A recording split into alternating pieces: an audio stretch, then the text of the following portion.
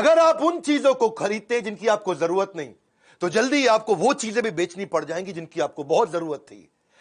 दूसरा, if you can not control emotions, you can not control your money. तीसरा, if you don't find a way to make money while you sleep, then you will have to work until you die। अगर नींद में भी तू पैसा नहीं कमा पा रहा है सोते सोते, तो तुझे सारी जिंदगी काम करना पड़ेगा। नमस्कार, मैं Vivek Bindra, founder and CEO बड़ा बिजनेस.com। आज बात कर रहा हूं वॉरेन बफे की। गेम चेंजिंग वीडियो है। ऐसे मैंने पीछे बहुत पावरफुल वीडियोस दिए हैं अभी आपको। Steve Jobs, Marwari, D Mart, Mary Kom, Gandhi, life in 2050, Singapore, McDonald's, Bengali community, success habits of billionaire, आगे भी दूंगा। कमेंट बॉक्स में आप बता रहे हैं ना, आपके सारे कमेंट्स को पढ़ रहा हूं। तेंदुलकर का जन्मदिन आने वाला है। अजीत डोवाल कैसे इतने बुद्धिमान, क्या क्या किया। पॉलिटिकल रिलेशन सोच रहा हूं मैं, इंडिया, चाइना, पाकिस्तान और यूएस से कैसे इतना राइज कर गया, इतना पैसा कमाया। टेक्सटाइल इंडस्ट्री, कोई और भी हो नीचे बताइएगा। पर आज बात करूंगा ऐसे आदमी का, दुनिया के 4 सबसे अमीर आदमियों में उसका नाम आया पिछले 20 साल तक। कभी रैंक 1, कभी रैंक 2, कभी रैंक 3, कभी रैंक 4। 2008 में दुनिया का सबसे अमीर आदमी था।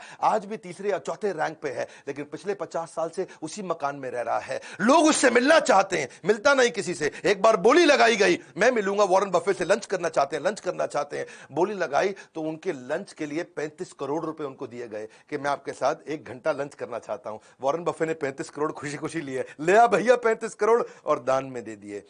उन्होंने सोचा कि ये बड़ा अच्छा तरीका है, मेरे साथ लंच करने आ रहा है, 35 करोड़ मैं दान दे दूंगा। Living legend of investing, financial advisor है भैया। किनके? दुनिया के बड़े बड़े प्रेसिडेंट्स और दुनिया के बड़े बड़े बिजनेस टाइकून्स के financial advisor. His words are not words, they are world to the world.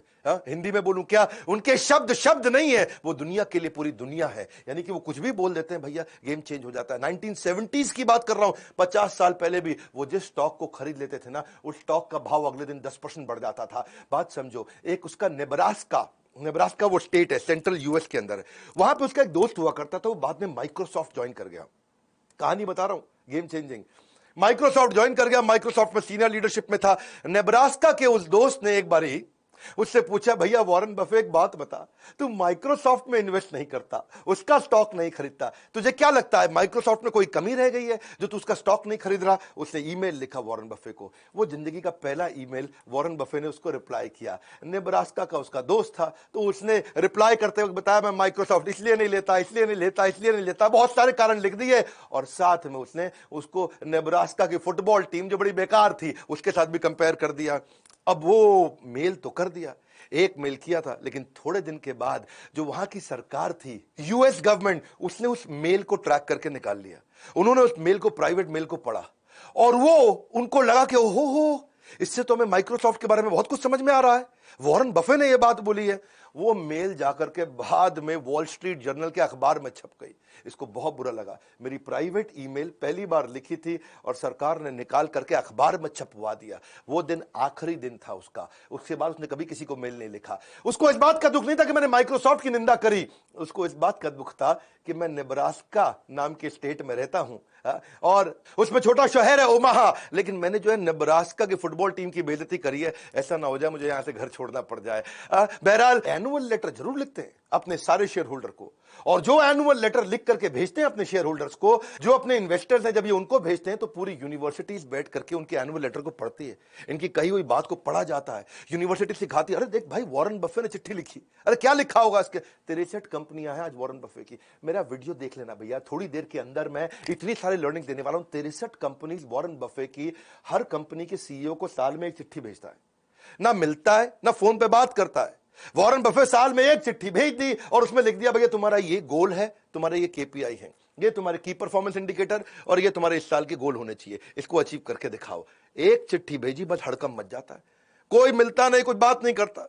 Meeting ले, क्योंकि उनकी आदत क्या, पढ़ते रहते हैं, 10-10 12-12 घंटे तो रोज पढ़ते हैं, कोई मीटिंग करते ही नहीं। वो हार्वर्ड बिजनेस स्कूल में पढ़ने गए थे, उनको रिजेक्ट कर दिया, उसको एडमिशन नहीं मिला वॉरेन बफे को हार्वर्ड बिजनेस स्कूल में। आज Harvard business school Warren Buffett की केस स्टडी सिखा रहा है सबको।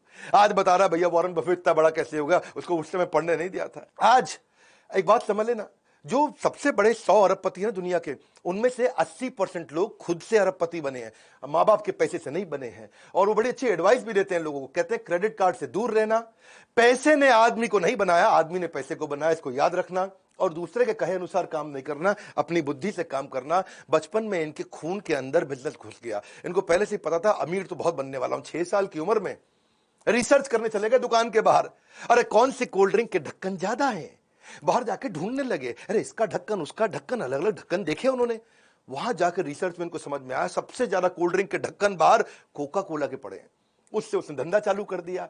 6 कैन कोका कोला के 25 सेंट में खरीदता था, 30 सेंट में बेचाता था, 25 सेंट में खरीदता था, 30 सेंट में बेचाता था। हर रोज 5 सेंट बचाया। 6 साल की उम्र में जब बच्चे कंचे खेल रहे हैं, ये धन से धंधा करना शुरू कर दिया। और वो जो कोका कोला पे रिसर्च किया, वहां से इसको रिसर्च की आदत पड़ी। 11 साल की उम्र में इसने पहली बार एक स्टॉक मार्केट, शेयर मार्केट में इन्वेस्टमेंट किया। इसके पिता ने इसको गाइड किया था। वहां पे सिटी सर्विस नाम का एक स्टॉक था, जिसको उसने 38 रुपए के भाव में, $38 के भाव में खरीद लिया। अब वो हुआ क्या, वो नीचे गिर गया। नीचे गिरा, इसको बच्चे टेंशन हो गई, अरे नीचे गिर गया, नीचे गिर गया। बैठा रहा टाइट, वेट किया। जैसे ही वो $28 से वापस $40 हुआ, इसने तुरंत जाके बेच दिया। लेकिन थोड़े दिन के बाद वो $200 का हो गया शेयर। इसको लगा यार मैं तो $2 कमाए थे, ये तो $200 का हो गया, बहुत कमा सकता था। बड़ा परेशान हुआ उस समय। लेकिन उसको सीखने को मिला कि भैया ऐसा है, मेरी बात समझो कि जिस चीज को टाइम लगता है, अगर कंपनी अच्छी है, इसको ग्रो करने में टाइम लगता है तो लगेगा। मैंने जल्दी कर दी। हाँ, ऐसा नहीं है कि एक औरत और एक पुरुष जब ये दोनों मिलते हैं तो 9 महीने में बच्चा पैदा करते हैं, तो 9 पुरुष लगा दो तो 1 महीने में बच्चा पैदा तो हो नहीं जाएगा। या 9 महिलाओं को जोड़ लो इकट्ठे तो भी 1 महीने में बच्चा पैदा नहीं होगा, 9 महीने लगता है। तो मैंने वेट नहीं किया, इसलिए मैं हारा। ये एक्सपीरियंस उसको लॉन्ग टर्म वैल्यू इन्वेस्टिंग के बारे में समझ में आया। बाकी सारे बच्चे बेसबॉल खेल रहे थे और ये बाइंग स्टॉक्स खेल रहे थे। 16 साल की उम्र में $53,000 कमा चुके थे। कभी कलेक्टर स्टैंप बेचते थे, कभी गाड़ी साफ करते थे, कभी पुरानी गोल्फ की बॉल लेके उसको रिफर्बिश करते थे, कभी जाकर के वॉशिंगटन पोस्ट जो उनका सबसे फेमस अखबार था वहां का उसको बेचते थे। $175 कमाया करते थे रेगुलरली। अपने उस समय के टीचर से ज्यादा कमाते थे। 17 साल की उम्र में पिता ने वॉटन भेज दिया, जा भैया वॉटन में पढ़ के, सबसे बढ़िया बिजनेस कॉलेज। वॉटन गए, थोड़े दिन एडमिशन लिया, पढ़ना शुरू किए। टीचर वहां पढ़ा रहे, छोड़ के आ गए। माँ बाप को बोले अरे इस टीचर से ज्यादा तो मैं जानता हूं, पढ़ने में बहुत तेज थे ना ये, जो टीचर सिखाता था उसे 4 कदम आगे रहते थे, जितना टीचर कमाता था उससे ज्यादा पहले ही कमा लेते थे। 17 साल की उम्र में इसने क्या किया, एक दिन बाल कटाने गया नाई की दुकान पे। भैया बोला बढ़िया बढ़िया बाल काट दो, लेकिन नाई बोला यार मैं वेट कर भैया, अभी 3 आदमी बैठे हैं। इसको समझ में आया लोगों को वेट करना पड़ता है। इसने का नया बिजनेस आइडिया 17 साल की उम्र में एक पिन बॉल गेम का बढ़िया बिजनेस आइडिया कर दिया इन्होंने। पिनबॉल गेम कैसा होता है, ये समझो जैसे इंडियन कंचे होते हैं ना, उसका पॉलिश्ड वर्जन। हाँ, वहां पे टेबल लगा दी, उसमें कंचा छेद में फेंकना रहता है, तो वो निकल पिनबॉल मशीन बोलते हैं उसको। इन्होंने $25 की मशीन ली, जाके नाई को समझाया कि मेरी बात समझ भाई, तेरा इसके अंदर कोई रिस्क नहीं है, नो रिस्क प्रेपोजिशन। पैसा मेरा है, लगेगा, लोग आएंगे खेलेंगे और उनको मजा आएगा, तेरे पास ज्यादा लोग आएंगे, वेट करते वक्त वो खेलते रहेंगे। अच्छा, लोगों को अच्छा लगने लगा। हाँ, उसमें क्या सिस्टम था कि भाई 5 सेंट डालो और 20 बॉल मिलेंगी, आराम से खेलते रहो। नाई भी फ्री हो गया, बोला नहीं अभी तो किसी और के बाल काट ले, अभी तो मेरे कंचे चल रहे हैं भैया।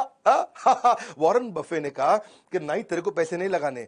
उससे क्या हुआ, जितने लोग थे उसी के यहाँ करके बाल कटाने आते थे, भैया इसी के बाल कटा लो है, क्योंकि यहाँ तो गेम खेलने को मिल जाएगा, वेटिंग नहीं करना पड़ता, बाकी जगह वेट करना पड़ता था। नाई को मजा आने लगा। धीरे धीरे इसने वॉशिंगटन डीसी में सारे के सारे सैलून के अंदर अपनी वो गेम इंस्टॉल करनी शुरू कर दी। $25 से बिजनेस चालू किया, रोज पैसा कमाया, रोज पैसा कमाया, और आने वाले समय में 1 साल के अंदर $1,000 में बिजनेस को बेच दिया। $25 से $1,000। उसके बाद इसको एक दादाजी की कहानी सुनाता हूं।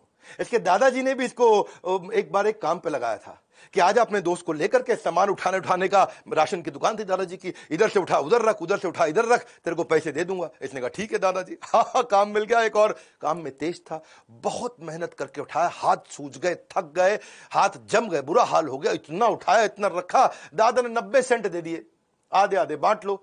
बोला $1 नहीं मिला, 90 सेंट। बहुत गुस्सा आया। इसने सोचा यार दादा बहुत तेज निकला, सही खेल गया यार, है, पहले कोई कॉन्ट्रैक्ट नहीं बनाया और बाद में 90 सेंट दे दिया, ये कोई पैसा होता है। उस दिन इसको समझ में आया कि मेरी बात सुनो भैया, हाँ, पहले ही स्पेसिफिक्स और कॉन्ट्रैक्ट साइन करके ही धंधा करना है किसी के साथ। जब नौकरी भी मांगने जाओ ना, उस दिन जिस दिन नौकरी मिलती है ना, तब नेगोशिएट कर लेना इंटरव्यू में। उस समय जितनी तनख्वाह तय हो गई, उसके बाद कोई नहीं पूछेगा। 1 साल तक तनख्वाह नहीं बढ़ती भैया फिर तो। Big bargaining leverage is greatest when you begin a job. उसके बाद कोई नहीं पूछता आपको। तो ये कहते हैं कि मैं अच्छा इन्वेस्टर इसलिए क्योंकि मैं अच्छा बिजनेसमैन हूं, और अच्छा बिजनेसमैन भी इसलिए क्योंकि मैं अच्छा इन्वेस्टर हूं। रिस्क कहते हैं कि खत्म हो जाता है जब तुमको समझ में आ जाता है तुम कर क्या रहे हो। पहले समझ तो लो तुम कर क्या रहे हो। शेयर मार्केट में रिस्क तो उसको होता है जिसको पता ही नहीं वो पैसा कहां लगा रहा है। ये जीनियस नहीं है, केवल इतने जीनियस नहीं, जीनियस तो है ही, जनरस भी बहुत है। जनरस इतने हैं, कहते हैं कि भाई मेरी कमाई का 1% से ज्यादा मैं अपने ऊपर खर्च करूंगा, ऐसा कुछ होने नहीं वाला। नहीं, मैंने खाना वही $3 का ब्रेकफास्ट है जी, लेकिन वो 99% दूसरों को दे दिया, उनकी जिंदगी बदल जाएगी। ये अपनी जिंदगी में $3 से ऊपर का ब्रेकफास्ट नहीं किया इन्होंने, और अपनी सारी की सारी चैरिटी लोगों को कमिट कर दी। $37 बिलियन ऑलरेडी दे चुके हैं। कोविड की जो आज वैक्सीनेशन आई है उसमें वॉरेन बफे का बहुत बड़ा कंट्रीब्यूशन, उन्होंने बहुत डोनेशन किया है। ये अपने बच्चों को पूरा पैसा देने में बिलीव नहीं करते। ये कहते हैं कि भाई बच्चों को इंडिपेंडेंट और कॉन्फिडेंट बनाओ, वो खुद ही कमा लेंगे। मैं अपने बच्चों को इतना तो देना चाहता हूं कि उनको लगे कि वो कुछ भी कर सकते हैं, लेकिन इतना नहीं देना चाहता कि उनको लगे कि अब कुछ करने की जरूरत ही नहीं है। इनको हाईएस्ट सिविलियन अवार्ड भी, जैसे अपने भारत रत्न रहता है, वहां प्रेसिडेंशियल मेडल ऑफ फ्रीडम होता है भारत रत्न की तरह यूएस के अंदर, वो उनको बराक ओबामा ने दिया था। बराक ओबामा क्या बोलते हैं, भैया आप मेरी इंस्पिरेशन हो, और ना केवल आप सबसे अमीर हो बल्कि आप सबसे एडमायर्ड और रिस्पेक्टेड भी हो। ये थोड़े लॉयल भी रहते हैं। एक और क्वालिटी बताऊं उनके कपड़ों के मामले में, कपड़े वही पहनते हैं जो एक बार पहन लिए। वैसे चाइना गए थे एक दफा, ये चाइना में वहां एक होटल में रुके हुए, और वहां पे ना एक मैडम ली हुआ करती थी, लोकल दर्जी थी, एक मशीन के साथ में घर में बैठ करके, आसपास किसान की बेटी थी, तब पैसे वाली नहीं थी। तो वो उसने देख लिया वॉरेन बफे को उसी होटल में जाते हुए, और वॉरेन बफे उसके लिए इंस्पिरेशन थे। किसी तरह से होटल के रिसेप्शन से फोन करा के अपने 2 आदमियों से उसने अपॉइंटमेंट ले लिया। वो 2 आदमी घंटी बजा के रूम में घुसे, जाते ही उसका नाप लेने लगे। ला भैया शर्ट का नाप दिखाओ, कोट का नाप दिखाओ, गर्दन देखो, चेस्ट देखो, हैं जी, पेट देखो कितना है। जितनी देर में वॉरेन बफे को समझ में आता, वो कहते हैं सूट का कलर सिलेक्ट कर लो जी। सिलेक्ट कर लिया। उसने कहा पैसे बताओ, इतने में वो लड़के चले गए। अगले दिन सुबह क्या जबरदस्त स्मार्ट सूट, एकदम बढ़िया स्टिचिंग का, पहुंच गया वॉरेन बफे के पास, और उससे पैसा भी नहीं लिया, उसको गिफ्ट कर दिया, क्योंकि वो मैडम ली जो थी वो उसकी बड़ी फैन हुआ करती थी। तो इसने कहा कि भाई सूट बड़ा अच्छा है, ऐसा करो मेरे को 2 सूट और बना दो। मैडम ली ने 20 सूट उसको 3 दिन के बाद फिर से भेज दिए, और 20 के 20 सूट का 1 रुपया नहीं लिया। वॉरेन बफे बड़ा हैरान हो गया, बोला यार तुम पैसा नहीं ले रहे हो मुझसे। हाँ, लेकिन वॉरेन बफे ने उसको प्रमोट बहुत किया, इतना प्रमोट किया कि उनके दोस्त बिल गेट्स, उसके भी कपड़े आज मैडम ली बनाती हैं, और दुनिया भर के लोग कपड़े बनाती हैं। बर्कशायर हैथवे की जो एनुअल जनरल मीटिंग है वहां पे भी उनको इन्वाइट किया, और बड़ा उनको धन्यवाद किया। और अब वो दिन है और आज का दिन है, वही 20 सूट है उनके पास। वो पिछले 20 साल से वही 20 सूट अलग अलग दिन बदल के पहनते हैं। ये ऐसे आदमी हैं, अपनी आदतों के साथ लॉयल है, एक जैसा ही ब्रेकफास्ट खाते हैं, वही गाड़ी चलाते हैं, 50 साल से उसी घर में रहते हैं, वही 20 सूट पहनते हैं। यहां तक कि फोन भी उनके पास सैमसंग का वही फ्लिप वाला पुराना है। एप्पल में इनके काफी शेयर हैं, ये एप्पल के 5%, 5.5% के मालिक हैं। तो टिम कुक एप्पल का सीईओ, वो कहता है भैया मैं आता हूं तुम्हारे पास, तुम यार कम से कम हमारी कंपनी के मालिक को एप्पल का फोन यूज करो। उनको एप्पल का फोन आईफोन 11 रिसेंटली दिया उनको, ये लो भैया आईफोन 11, इसको इस्तेमाल करो। वॉरेन बफे बोला ठीक है जी। उसमें उसने नया सिम डाल दिया, वो वाला चेंज नहीं किया, सैमसंग चल रहा है, वो नया सिम डाल दिया। टिम को कहता मैं सिखा दूंगा तुम्हें कैसे यूज करना है। बोला कोई जरूरत ही नहीं है, ये खाली फोन रिसीव करने के लिए रख लिया मैंने, इससे फोन कर लूंगा, रिसीव कर लूंगा, मैंने सीखना कुछ नहीं, इंटरनेट तो मैं वैसे नहीं चलाता।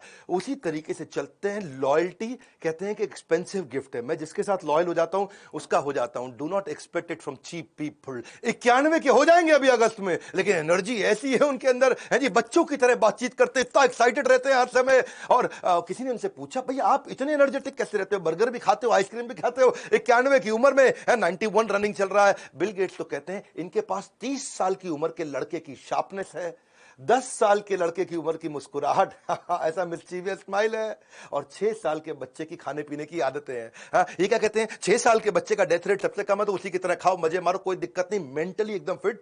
और